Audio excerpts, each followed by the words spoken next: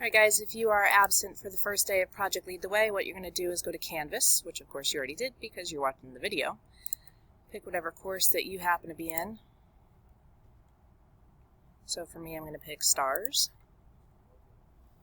And it says we're going to go over class expectations, and then we're going to log into PLTW, and here's your thing here. So we're going to click on that link. Mine's going to look a little different than what yours will be, but when you click on this link, you're not going to type in here, you're going to hit Login with Clever, okay?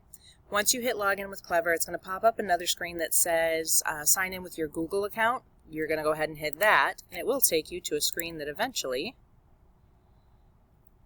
looks like this one. Now when you get here, you're probably going to have an orange box down here as well, but I want you to hit Courses up here at the top.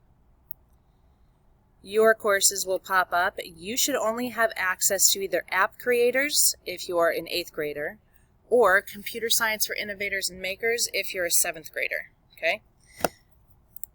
I'm going to make this video with a 7th grader in mind, but it's going to be the same thing for you guys either way. So I click on the Students, Innovators and Makers. It brings me here. This is the actual textbook for Project Lead the Way, and in the center, this is like your book pages, and then over here on the left is going to be your table of contents. So for the first day of PLTW, we're going to do lesson 1. And it kind of walks you through some things like what is a computer scientist, how to use a notebook, which we are not using. We'll be using Google Slides instead.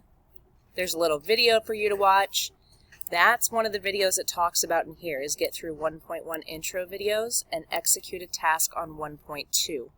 So as we're scrolling through here, it all says 1.1. We're not going to play the card game. That's built for classes of no more than 20, not classes of 80. You keep scrolling down.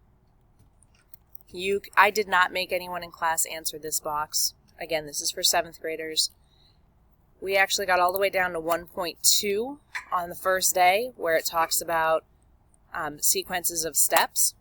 You look back in here, it says we only did execute a task in 1.2.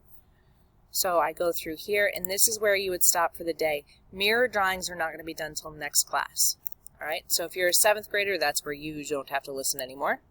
If you are an 8th grader, you would have clicked on Courses, and then chosen App Creators.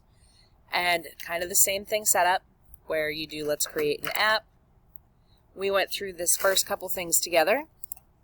So if I look at the dream page, we did 1.1, steps 1 through 13. Those steps that we're talking about on the page are listed in these orange numbers off to the side. So we did 1 through 13. You have a second website called App Inventor. Looks kind of like this. You would create apps, and it's going to log in with your Google account as well. Mine automatically logged me in, but you can see that I'm logged in up here in the corner. So just be agreeable to whatever terms of service it wants you to do. If you have any questions, let us know.